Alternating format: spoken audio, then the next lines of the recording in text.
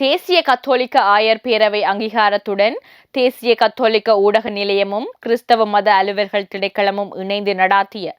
தர்ம பிரபாஸ்வர விருது வழங்கும் நிகழ்வு மார்கழி மாதம் 15ஆம் திகதி கடந்த திங்கட்கிழமை கொழும்பு பண்டாரநாயக்க ஞாபகார்த்த சர்வதேச மாநாட்டு மண்டபத்தில் நடைபெற்றது.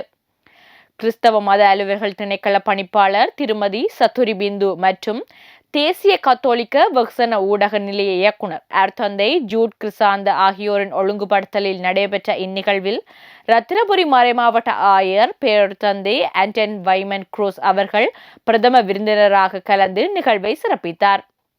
இந்நிகழ்வில் தேசிய ரீதியாகவும் மறைமாவட்டங்கள் ரீதியாகவும் பல்வேறு துறைகளை சேர்ந்த 40 கலைஞர்கள் தெரிவு செய்யப்பட்டு விருதி வழங்கி கௌரவிக்கப்பட்டனர். யாழ்மறை மாவட்டத்திலிருந்து நாடகத்துறையில் யாழ் புனித அடைக்கல அன்னை ஆலயத்தை சேர்ந்த திரு அன்று ஜூலியஸ் நாயகம்,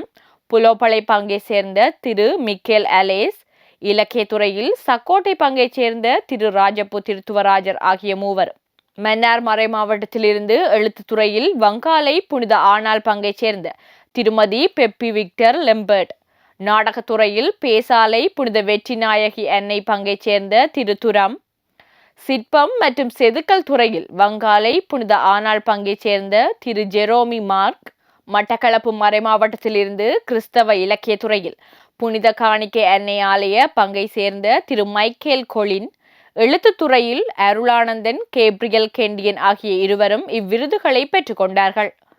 2018ஆம் ஆண்டு ஆரம்பிக்கப்பட்ட இவ்விருது வழங்கும் நிகழ்வு 5வது தடவையாக இவ்வருடமும் முன்னெடுக்கப்பட்டிருந்ததுடன் மறை மாவட்ட பங்குகள் ரீதியாக பல்துறைகளிலும் பணியாற்றும் கலைஞர்களை கௌரவித்து அவர்களின் பணியின் பெருமைகளை வெளிக்கொணர்வதாக அமைந்துள்ளமையும் இங்கு குறிப்பிடத்தக்கது.